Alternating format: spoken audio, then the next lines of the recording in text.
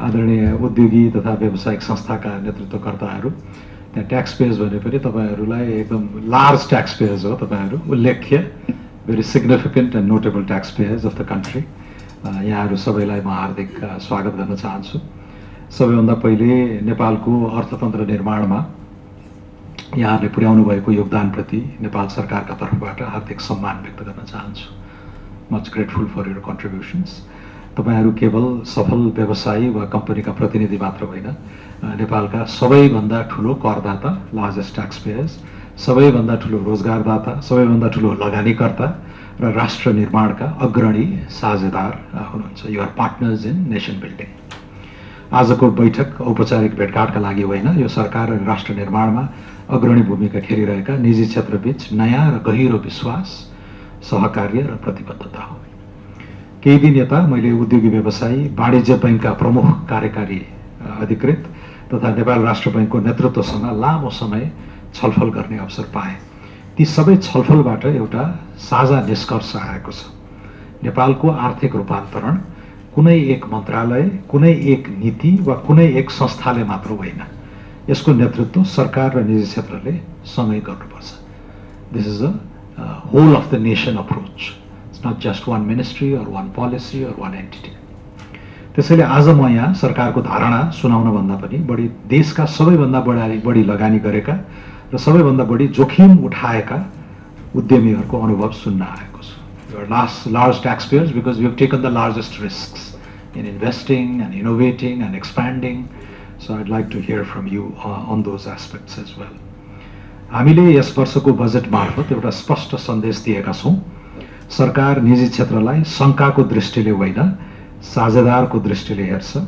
हामी विश्वास गर्छौँ कि निजी क्षेत्रको सफलता नै नेपालको आर्थिक सफलताको आधार हो। यसैले अब सरकारको प्राथमिकता केवल कर सङ्कलन बढाउनु मात्र होइन, उत्पादन, लगानी, नाफा र पुनर्लगानी, रिइन्भेस्टमेन्टको चक्रलाई तीव्र बनाउनु हो। Accelerate the cycle of investment and reinvestment. किनभने जब उद्योगले नाफा कमाउँछ, त्यही नाफा पुनर्लगानी हुन्छ, पुनर्लगानीले उत्पादन बढाउँछ, उत्पादनले रोजगारी सिर्जना गर्छ, रोजगारीले आम्दानी बढाउँछ, आम्दानीले बजार विस्तार गर्छ, अन्ततः त्यसबाट राज्यको राजस्व पनि बढ्छ। त्यसैले सरकार र निजी क्षेत्रको सम्बन्ध शून्य योग, जिरो सम सम्बन्ध होइन, हुन सक्दैन। दुवैको सफलता एकअर्काको सफलतासँग जोडिएको छ। Positive reinforcement between the sectors.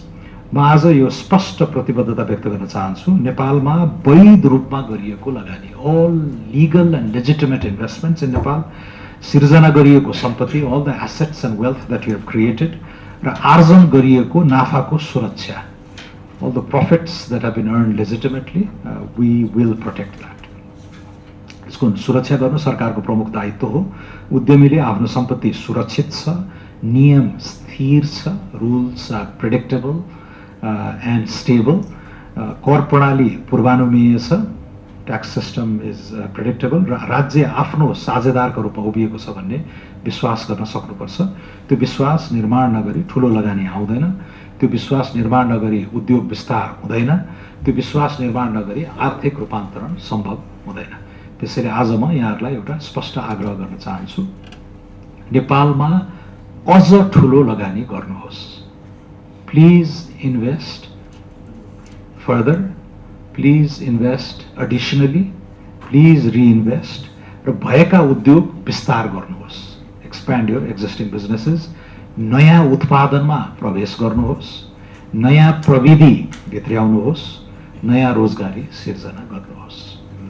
सरकार तपाईहरूको साथमा उभिनेछ। आजको छलफलमा म विशेष गरी केही विषयमा यहाँहरूको स्पष्ट धारणा सुन्न चाहन्छु।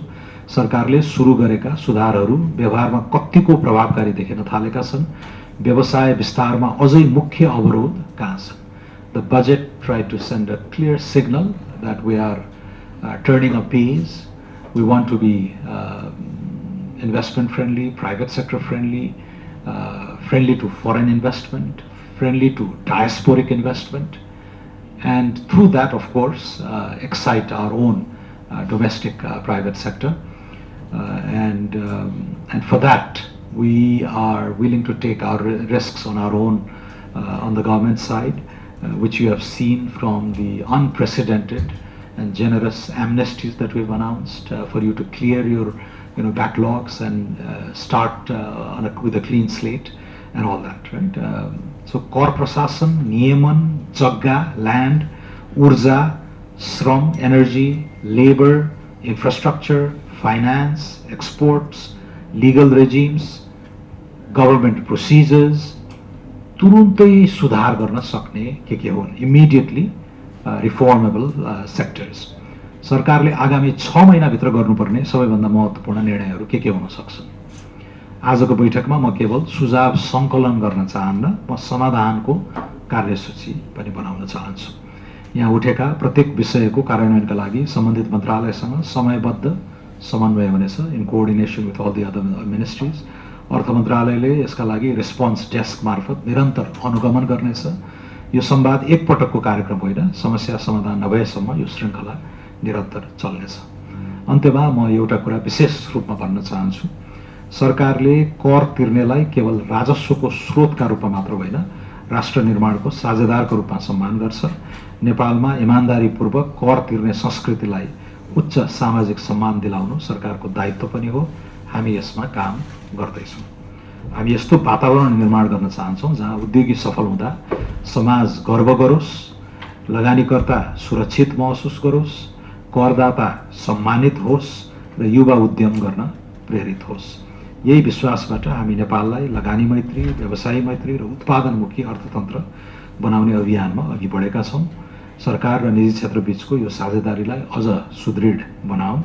आगामी दशक नेपालमा ठुलो लगानी, ठुलो उत्पादन, ठुलो रोजगारी र ठुलो आत्मविश्वास, big confidence in the economy चाहिँ we want to instil. So आत्मविश्वासको दशक, a decade of positive confidence for investment, risk taking and engagement with the wider world.